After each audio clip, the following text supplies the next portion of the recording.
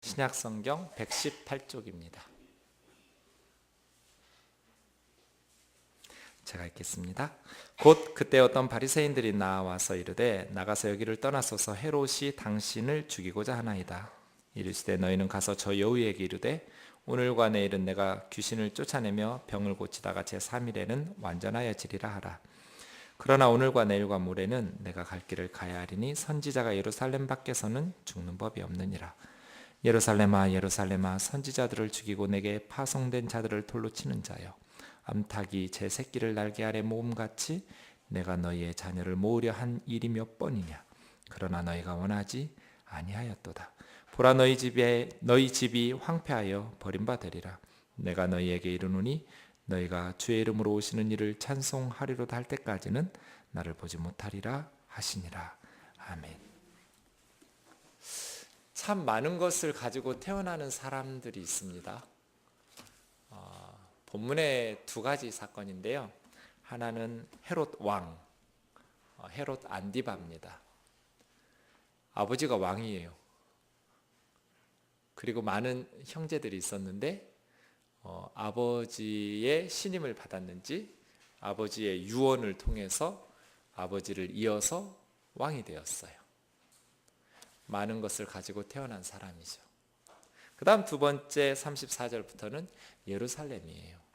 세상에 많은 도시가 있어요. 그 중에서 예루살렘은 가장 하나님의 사랑을 많이 받은 도시예요. 예루살렘에서 태어나서 산다라는 것은 가장 복된 일 중에 하나죠. 헤롯 안디바나 예루살렘이나 참 많은 것을 가지고 태어난 복된 사람들이죠. 그런데 오늘 본문 말씀에서 예수님의 안타까워하시는 탄식을 자아내게 만드는 삶을 살아가게 됩니다. 우선 31절에서 33절까지 같이 한번 읽어보겠습니다. 시작. 곧 그때 어떤 바리새인들이 나와서 이르되 나가서 여기를 떠나소서 헤롯이 당신을 죽이고자 하나이다. 이르시되 너희는 가서 저 여우에게 이르되 오늘과 내일은 내가 귀신을 쫓아내며 병을 고치다가 제3일에는 완전하여지리라 하라. 그러나 오늘과 내일과 모레는 내가 갈 길을 가야 하리니 선지자가 예루살렘 밖에서는 죽는 법이 없느니라. 어떤 바리새인들이 예수님께 나와서 여기를 떠나라고, 헤롯이 당신을 죽이려고 한다고, 헤롯이 예수님을 죽이려고 한다라는 그러한 정보를 입수해서 예수님에게 가르쳐 주는 거예요. 여기 있으면 헤롯 안디바에게 죽임을 당하니 이곳을 떠나라고. 이곳은 트랜스 요르단 지역, 요단강 동쪽 지역이에요. 베레아라고 부르는 역사적인 설명이 좀 필요해요. 헤롯 가문은 우리가 같은 헤롯이라는 이름으로 성경에서 여러 번 나오니까 좀 헷갈려요. 그런데 정확하게 사람이 구분해서 말하자면 이스라엘 역사 가운데 신약 성경에 맨 처음 등장한 사람은 헤롯 대왕이라고 부르는 사람이죠.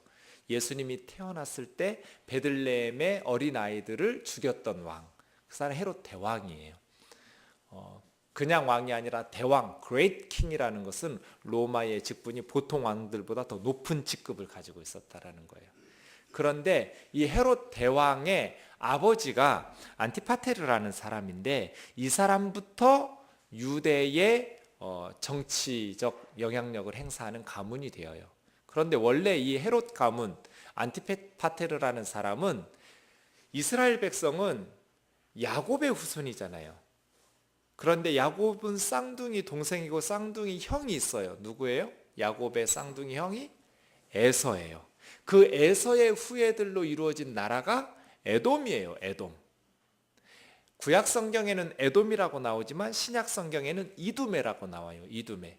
왜냐하면 에돔이라는 이스라엘 헬라 말을 히브리 말을 그리스 말, 로마 제국 공용어인 헬라 말로 발음하는 게 이두메예요. 똑같은 나라예요. 에돔이나 이두메나. 그 이두메 출신이에요. 그러니까 사실은 이두메 지역이 나중에는 이제 이 헤롯 대왕 가문 이전에 하스몬 왕조에 의해서 이 마카비 왕조라고 하거든요. 거기에 의해서 정복을 돼서 유대 지역에 소속되긴 하지만 출신이 이방인이잖아요. 그리고 이 헤롯 대왕의 아버지가 이두메 사람, 어머니는 키프로스라는 그 사해바다 남동쪽에 있는 나바티아 왕국 공주 출신이에요. 그러니까 엄마도 아빠도 다 이방인이에요. 이스라엘 사람들이 보면 헤롯 왕의 부모가, 아버지도 에돔 출신, 어머니는 나바테아 왕국 출신. 그러니까 그 아들 헤롯 대왕은 당연히 이방인이죠. 그런데 이 안티파테르라는 헤롯 대왕의 아버지가 로마 제국의 권력자들에게 매우 신임을 얻어요. 계속해서 안토니우스나 카이사르나 초대 황제였던 옥타비아누스, 아우구스투스라고 하는 그 사람들에게 계속해서 신임을 얻으면서 헤롯 대왕의 아버지 안티파테르가 유대의 행정장관이 돼요. 그게 기원전 47년이에요. 기원전 47년부터 헤롯의 가문이 유대에, 그의 아버지 안티파테르는 왕은 아니었어요. 지역 행정장관이었어요. 그럴 때 그 아버지의 둘째 아들인데요, 헤롯 대왕이, 이 헤롯 대왕이 25살 때 갈릴리의 총독으로 임명해요. 그런데 바로 이제 기원전 43년에 이 안티파테르가 의문의 독사를 당해요. 그 헤롯 대왕의 아버지가 갑자기 암살을 당해서 이 둘째 아들이었던 헤롯 대왕이 암살자를 처형하면서 이제 왕이 되죠. 그래서 헤롯 대왕이 유대, 사마리아, 갈릴리 뭐 이 전 지역의 왕이 된 때가 기원전 37년이고요. 그 헤롯 대왕이 죽을 때가 기원전 4년이에요. 30여 년 이상 동안, 33년여 동안에 이스라엘의 왕이 돼요. 그러니까 이스라엘 사람들은 매우 싫어했죠. 로마 제국의 힘에 눌려서 억지로 이스라엘의 왕으로 인정할 수밖에 없었지만 이스라엘 사람도 아닌 이스라엘 사람이라도 이스라엘에서는 왕이 될 수 없어요. 다윗의 가문이어야 돼요. 다윗의 가문이기는커녕 유다의 지파이기는커녕 이스라엘 사람도 아닌 이방인 출신이 이스라엘의 왕이 되려 하니까 얼마나 저항이 심했겠어요. 유대 사람들에게. 그래서 헤롯 대왕은 솔로몬 성전터 그 지역 그 성전을 잘 화려하게 건물들을 많이 지어주면서 그렇게 보수하는, 그래서 유대인들의 환심을 사려고 했던 건축을 매우 많이 했던 사람, 도시를 많이 건설했던 사람이 헤롯 대왕이에요. 그 헤롯 대왕이 5명의 부인을 두는데요. 부인도 죽이고요, 노년에는 자기 왕위를 지키기 위해서. 그 다음에 유력한 후계자들인 아들들도, 왕자들도 죽여요, 둘이나. 그러니까 뭐 자기 자식도 죽이는 사람이 남의 자식 죽이는 거야. 뭐 이스라엘 왕이 태어났다 그러니까 베들레헴 근처 아들들 다 죽여, 이렇게 명령하는 것이죠. 그게 헤롯 대왕이에요. 이 헤롯 대왕이 죽을 때 유언으로 세 아들에게 그 자기가 다스리던 지역을 분할 통치하게 했어요. 그 세 아들이 넷째 부인 예루살렘 출신의 클레오파트라라는, 우리가 알고 있는 그 이집트의 클레오파트라가 아니에요. 예루살렘 여자예요. 이름만 같아요. 그 클레오파트라의 아들인 헤롯 빌립. 빌립이라는 아들이 둘이 있어요. 이 사람은 분봉 왕이 된 빌립이에요. 이 헤롯 빌립과 이 헤롯 빌립이 동북쪽을 다스려요. 그 다음에 5번째 부인인 사마리아 출신의 말테스라는 부인이 있는데, 그 말테스라는 부인의 두 아들이 아켈라오스와 안디바예요. 오늘 본문에 나오는 헤롯 왕이 바로 헤롯 안디바예요. 아켈라오스라는 아들에게는 유대와 사마리아 지역을 다스리게 하고, 이 헤롯 안디바에게는 북쪽의 갈릴리와 요단강 동쪽의 베레아 지역을 다스리게 했어요. 그렇게 헤롯 대왕이 통치하던 지역을 세 아들에게 분할해서 통치하게 해요. 그런데 이 세 아들은 아버지는 왕을 시켜달라고 유언으로 남겨놨는데 로마 황제들이 왕이라는 그 직분을 주지 않고 그보다 훨씬 낮은 분봉왕, 분봉왕이라는 것은 25%만 왕이라는 뜻이에요. 4분의 1의 왕. 그러니까 100% 왕이 아닌 지방 장관보다는 좀 높지만 직급은 아버지보다 훨씬 낮은 그런 직분을 가지고 세 아들이 분할 통치하는데, 유대와 사마리아가 수도 예루살렘에 있어서 가장 중요한 지역이죠. 그 지역을 맡았던 아켈라우스는 기원전 4년에서 아버지에게 물려받고 주후 6년에 물러나요. 백성들의 원성이 너무나 극심해서, 반발이 심해서 로마 황실에서 폐위시켜요, 아켈라우라는 아들을. 그리고 나서 이제는 로마가 직접 총독들을 보내서 유대와 사마리아는 로마 사람이 직접 다스리는 거예요. 주후 6년부터. 처음에는 그렇게 3년씩 다스렸거든요. 그러다가 5번째 총독이 본디오 빌라도예요. 유다와 사마리아에. 그러니까 예수님께서 태어나실 때는 헤롯 대왕이, 노년의 헤롯 대왕이 통치하고 있었고, 그 다음에 예수님께서 30여 년 후에 공생애를 시작하실 때는 유대와 사마리아는 아켈라우스가 이미 물러났고 5번째 총독인 본디오 빌라도가 유대와 사마리아를 다스리고, 북쪽의 갈릴리는 헤롯 안디바가 아버지 헤롯 대왕한테 물려받아서 계속해서 통치하고 있었고, 그래서 예수님은 지금 그 동쪽 지역, 요단강 동쪽 베레아 지역을 전도하고 있을 때, 지금 어떤 바리새인들이 여기 헤롯 안디바가 통치하고 있는 그 지역인데 헤롯 안디바가 예수님을 죽이려고 한답니다. 그러니 이 지역을 떠나십시오 라고 이야기하고 있는 거예요. 그런데 이 헤롯 안디바가 바로 세례 요한의 목을 친 사람이에요. 세례 요한이 헤롯 안디바의 왕궁에 쳐들어가서 동생의 부인을 빼앗는 것이 옳지 못하다라고 직격탄을 날렸기 때문이죠. 이게 무슨 말이냐면, 이 헤롯 안디바라는 사람은 북쪽의 갈릴리와 요단강 동쪽의 베레아 지역을 이렇게 아버지로부터 물려받아서 오순절에 반란 사건이 일어났는데 이것부터 진압하고 아버지를 본받아서 많은 도시들을 건축하고 건설을 해요. 대표적인 도시가 갈릴리의 수도로 삼았던 디베리아예요. 디베리아. 갈릴리 호수 서남 쪽에 있는 디베리아. 원래 여기가 무덤 위에, 묘지 위에서 건설해서 유대인들이 처음에는 그 새로운 도시에 들어가서 살기를 거부했었는데 너무나 화려하게 잘 지어서 수도로 삼지요. 이런 식으로 건축을 많이 했던 사람인데요. 이 사람이 원래 그 할머니처럼 그 안티파테르의 부인이 나바티아 왕국의 공주라고 했는데, 이 헤롯 안디바도 사해바다 동남쪽에 나바티아 왕국의 공주, 이 사람이 파샬리스라는 사람이에요. 이 공주와 결혼을 했어요, 헤롯 안디바가. 그러니까 남쪽에서 공주를 데려다가 결혼을 했는데, 또 다른 이복 동생 헤롯 빌립이라는 사람, 분봉왕이 아닌 빌립이라는 사람이 이 헤로디아라는 다 형제지간인데요, 헤로디아라는 여인하고 결혼해서 살아요. 헤로디아는 자기 남편이 분봉왕이라도 될 줄 알았는데 밀려나서 안 된 거예요. 그래서 이 시아주버니와 제수씨죠. 헤롯 안디바하고 헤로디아는 자기 동생의 부인이니까 제수씨잖아요. 각각 결혼해서 사는데, 이 헤롯 안디바가 나바티아의 공주인 파샬리스를 버리고 이 자기 제수씨인 헤로디아하고 눈이 맞아서 각각 이혼하고 결혼해서 사는 거예요, 시아주버니와 제수씨가. 그러니까 세례 요한이 동생이 죽지도 않았는데 동생의 부인을 빼앗는 것이 옳지 못하다라고 책망하니까 감옥에 투옥시키고, 그 둘 사이에서 낳지 않은 그 이전에 헤로디아가 헤롯 안디바에게 시집 오기 전에 헤롯 빌립이라는 사람과의 사이에서 낳았던 살로메라는 딸이 있어요.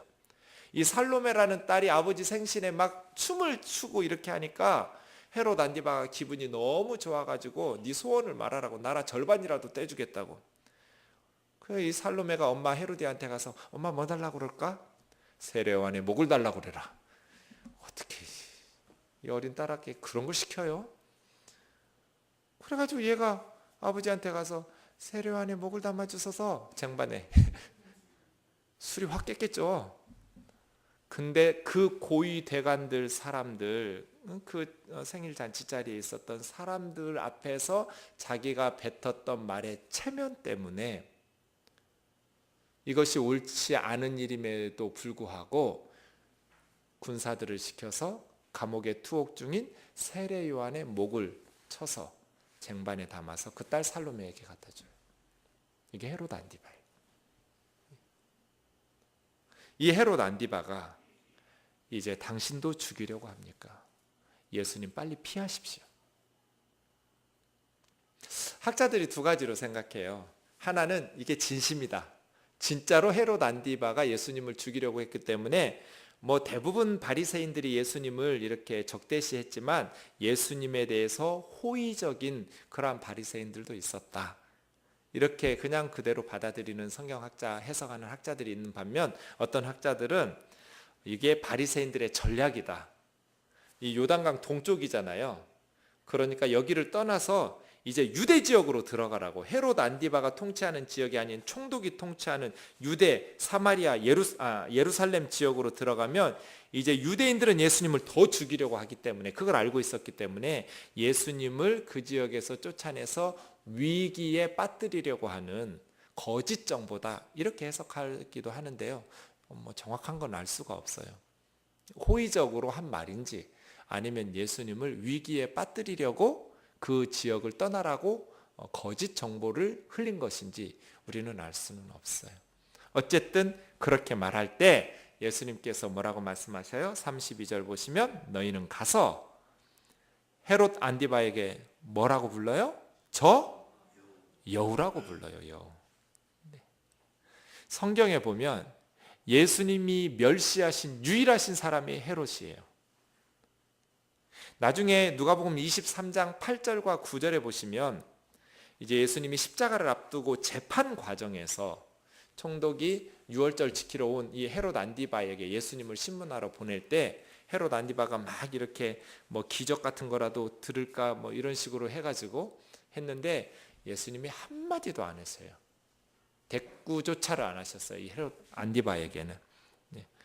말 한마디도 해주지 않은 사람. 예수님에게 멸시받은 성경의 유일한 사람, 헤롯 안디바예요. 여우는 뭔가 교활함의 대명사예요. 교활한 사람. 가끔 영화들 보면 그런 대사들 있잖아요. 깡패하고 양아치가 뭐가 다르냐? 깡패나 양아치나? 우리는 이렇게 생각하잖아요. 그런데 깡패들한테 양아치라고 부르면 큰일 나요. 무지 싫어해요. 깡패라고 부르는 것은 괜찮아요. 근데 양아치라고 부르는 것은 치를 떨고 싫어해요. 왜냐? 깡패는 못된 짓 하면서 나쁜 짓 하면서 주먹으로 살지만 그래도 이렇게 불의에 타협하지 않는다고 그럴까요? 근데 양아치는 아주 치졸하고 지저분한, 예수님께서 헤롯 안디바에게 여우라고 부른 건 양아치라고 부른 거예요. 저 양아치한테 가서 강직함도 없고 정직함도 없는 추하고 부정직한 사람, 교활하지만 결국 줏대 없는 통치자, 그 말이에요. 사랑하는 형제 자매 여러분, 우리의 삶을, 사람됨, 우리의 신앙을 평가하는 많은 평가들이 있을 수 있지만 예수님의 평가보다 중요한 평가는 없어요. 그렇죠? 예수님은 나에게 뭐라 부르실까? 제가 대학교에 입학했더니 호랑이상, 호상이라고 부르는데 거기에 이런 문구가 써 있었어요. 늘 매일 왔다 갔다 하는 길가에 학교 안에 맹호는 굶주려도 풀을 먹지 않는다. 호랑이는 굶주려도 풀을 뜯어먹지는 않는다. 멋있는 말이어가지고 네, 사진을 찍어도 꼭 그 앞에서 찍고요. 헤롯 안디바는 이런 것도 없는 거예요. 통치자로서 위험이 없어요. 그건 양아치 짓이죠. 어쩌면 자기 동생의 부인을 빼앗아서 그렇게 살아요. 그리고 아무리 술김에 맹세를 했다고 해서 자기 어린 딸이 세례요한의 목을 달라 하니까 그 세례요한이 의로운 사람인 줄 알면서, 그리고 그 요구가 잘못되었다라는 것을 알면서도 자기 위신과 체면 때문에 군사들을 보내서 세례요한의 목을 치냔 말이에요. 이게 양아치가 아니면 뭐예요? 이런 사람의 결말이 어떻게 되겠어요? 자, 나바테스 공주 그 파샬리스를 이제 이혼해서 쫓아냈겠죠? 친정으로? 그러면 공주니까 자기 전 부인의 아버지는 누구예요? 장인어른은 왕이잖아요. 나바테스의 왕, 아레타스 4세거든요. 주후 37년에 군대를 이끌고 전쟁으로 와요. 이 헤롯 안디바하고. 그래서 헤롯 안디바는 아주 굴욕적인 패배를 당해요. 그러다가 정말 완전히 꺾이는데 나중에 조카를 모함하려고, 이게 헤롯 아그리파 1세인데요. 이 조카를 모함하려다가 역공을 당해서 자기 조카 헤롯 아그리파 1세에 의해서, 이 헤롯 아그리파 1세가 야고보 사도 12제자 중에 첫 번째로 처형시켰던 그 사도행전의 아그리파인데요. 이 헤롯 아그리파가 이 헤롯 안디바를 로마에 호소해가지고 로마에 대한 반역죄로 이제 유배지로 쫓겨나요. 헤로디아와 헤롯 안디바가 지금 프랑스인 갈리아 지방으로 쫓겨나서 거기서 죽임당해요. 아주 이 헤롯 안디바의 최후가 비참하게 무너져 버려요. 죄수로 유배지로 끌려가서 거기서 주후 39년에 아내와 함께 죽죠. 예수님께서 우리에게 뭐라고 평가하실까? 세상 사람들은 그 앞에서 굽신거리면서 왕처럼 대접하고 떠받들고 높이니까 헤롯 안디바가 권력을 가지고 있으니까 대단한 사람이나 된 것처럼 스스로 착각하기 쉽지만, 예수님께서는 여우라고, 저 여우 새끼한테 가가지고 내 말 전하라고, 그러한 평가를 받지 않기를 주의 이름으로 축원합니다. 늘 주님 앞에서 정직하고 진실하게 하나님 앞에서 높은 자리에 있든지 낮은 자리에 있든지 사회적 직분에 상관없이 부유하든지 가난하든지 많이 배웠든지 적게 배웠든지 그게 중요한 게 아닙니다. 가난하고 또 세상적으로는 별 볼 일 없는 것처럼 보이지만 그 신앙이 매우 강직해서 하나님 앞에서 참 존귀하게 사는 분들도 참 많습니다. 하지만 하나님께서 이 헤롯 안디바처럼 참 많은 것을 복을 주시고 많은 것을 베푸셨음에도 불구하고 그렇게 거품만 가득 찬 헛된 인생 살다가 폼 잡고 살았지만 추하고 부정한 삶을 살면서 주님으로부터 책망받은 그러한 사람들도 참 많습니다. 주님으로부터 착하고 충성되고 진실한 종이라 칭찬받을 수 있는 우리들이 되기를 원합니다. 주님 뭐라고 말씀하십니까? 오늘과 내일은 내가 귀신을 쫓아내며 병을 고치다가 제3일에는 완전하여지리라. 귀신을 쫓아내며 병을 고친다라는 것은 구원받을 백성들을 위해서 내 할 일을 다 하겠다는 뜻입니다. 예수님께서 내가 하나님 나를 세상에 보내신 그 사명을 다 감당하겠다. 저 여우에게 가서 전해라.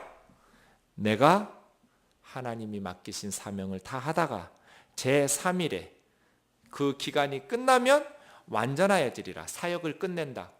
구원 사역을 완성하신다. 이런 뜻입니다. 그러니 내 갈 길을 가고 나의 사명은 하나님께서 결정하시는 것이지 헤롯 안디바가 나를 죽이고 살리고 결정하는 것이 아니다. 내 삶을 주관하시는 분은 하나님이시다. 오늘 내일 모레 내가 갈 길을 가야 하리니 이 선지자가 예루살렘 밖에서는 죽는 법이 없느니라. 참 이 말, 헤롯 안디바의 지역에서는 죽을 수가 없어요. 예루살렘에서 죽어야 돼요. 예수님은 지금 날마다 예루살렘을 향해서 접근하고 계셨어요. 십자가를 향해서 가고 계신 중이에요. 그렇지 않아도. 때가 되면 떠날 거예요. 오늘 내일 이 지역에서 하다가 그 하나님의 구원 사역 주신 사명 다 감당하면 예루살렘으로 갈 거예요. 헤롯이 하나님의 아들 메시아를 죽이는 그런 영광을 누리지 못할 거예요. 그런 영광은 예루살렘이 누려야죠. 이건 예루살렘에 대한 신랄한 조소예요. 선지자가 예루살렘 밖에서는 죽는 법이 없다. 예루살렘이 선지자들을 다 죽였는데 하나님의 아들 메시아를 죽이는 특권을 잃어버릴 리가 있나? 이런 식의 조롱이에요. 그러면서 34절부터 35절 같이 읽어보죠. 시작. 예루살렘아 예루살렘아 선지자들을 죽이고 내게 파송된 자들을 돌로 치는 자여, 암탉이 제 새끼를 날개 아래 모음같이 내가 너희의 자녀를 모으려 한 일이 몇 번이냐. 그러나 너희가 원하지 아니하였도다. 보라, 너희 집이 황폐하여 버림받으리라. 내가 너희에게 이르노니 너희가 주의 이름으로 오시는 이를 찬송하리로다 할 때까지는 나를 보지 못하리라 하시니라. 예루살렘아 예루살렘아 선지자들을 죽이고 너희에게 파송된 자들을 돌로 치는 자요. 하나님께서는 끊임없이 선지자들을 예루살렘에 보내셔서 예루살렘을 돌이키고 싶으셨어요. 예루살렘을 회개하게 하기 위해서, 예루살렘이 하나님께로 돌아와서 하나님이 주시는 복을 누리며 살 수 있게 하기 위해서 하나님께서는 계속해서 하나님의 눈에 넣어도 아프지 않은 신실한 종들을 예루살렘에 보내셨어요. 그럼에도 불구하고 예루살렘은 상습적으로 끊임없이 하나님을 향해서 반역하고 하나님의 종들을 죽이고 돌로 쳤어요. 선지자들을 죽이고 너희에게 파송된 자들을 돌로 치는 자요. 이제 마지막으로 하나님께서는 하나님의 아들을 예루살렘에 보내셨는데, 예수님께서는 암탉이 새끼를 날개 아래 모음과 같이 새끼를 품고 내가 대신 맞아 죽을 각오로 예루살렘은 날개 속에 숨기고 내가 얘들을 모아서 얘들을 지키고 보호해 주려고 내가 얘들을 품고 내가 맞아 죽으리, 그럴 각오로 예수님께서는 암탉이 새끼를 날개 아래 품은 것처럼 예루살렘을 모으려고 애쓰셨어요. 그런데 예루살렘이 원하지 않았어요. 예수님을 끝까지 배척하고 버리고 무시하고 포기한 거죠. 예수님은 진심으로 예루살렘의 구원을 원하셨어요. 몇 번이냐 하고 물으셨어요. 너희 자녀들, 예루살렘의 자녀들은 예루살렘의 백성들이겠죠? 내가 예루살렘의 백성들, 예루살렘 주민들을 내 품 안에 모으려고 했던 것이 몇 번이냐? 끝없이 예수님께서는 예루살렘을 품으시려고 예루살렘을 위해서 사역하셨어요. 그런데 그들이 원하지 않았어요.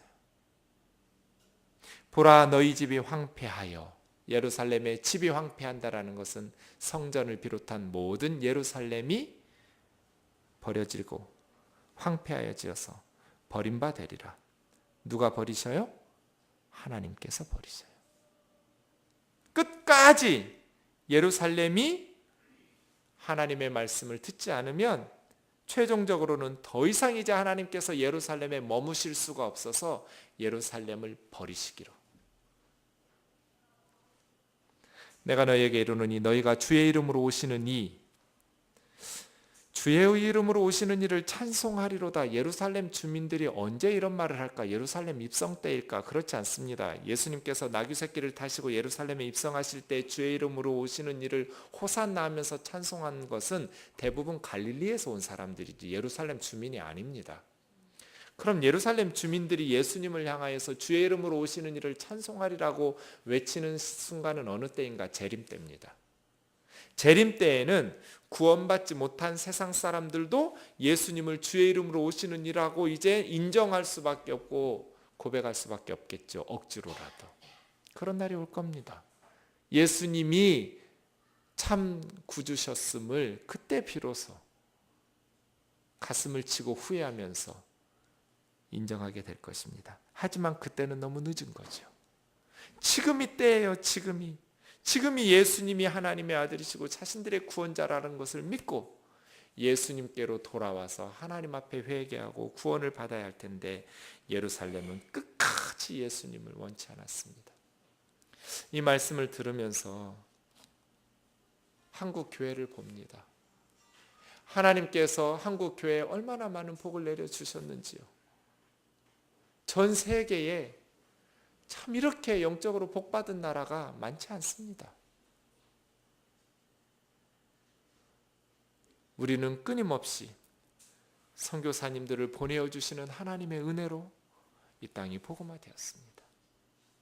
이제 한국교회가 선지자들을 죽이고 파송된 자들은 돌로 치고 예수님마저 하나님의 이름으로 또 신앙의 이름으로 예수님의 진리의 등불을 꺼뜨리고 바른 말하는 소리들을 다 교회에서 쫓아내고 그렇게 하나님의 배역, 하나님을 향한 거부를 지속할 때 하나님께서는 한국 교회도 예루살렘처럼 책망하시고 버리실 겁니다.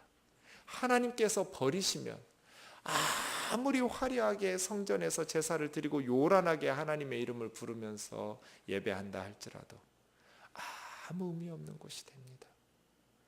예루살렘을 하나님께서 버리시고 예루살렘을 로마의 군대에 의해서 책망하시고 심판하셨던 것처럼 한국 교회를 버리시고 한국 교회를 책망하지 아니하도록 우리가 하나님 앞에 겸손히 복음 앞에 말씀 앞에 다시 한번 영적 각성과 회개 운동을 일으키시도록 이 밤 함께 기도하고 하나님 앞에서 우리의 심령에서부터 다시금 새롭게 주님 앞에 나아갈 수 있는 귀한 은혜를 베풀어 주시기를 간구하기를 주의 이름으로 축원합니다. 우리 말씀 붙들고 같이 기도합시다. 추하고 교활한 헤롯 안디바처럼 살지 않게 하옵소서.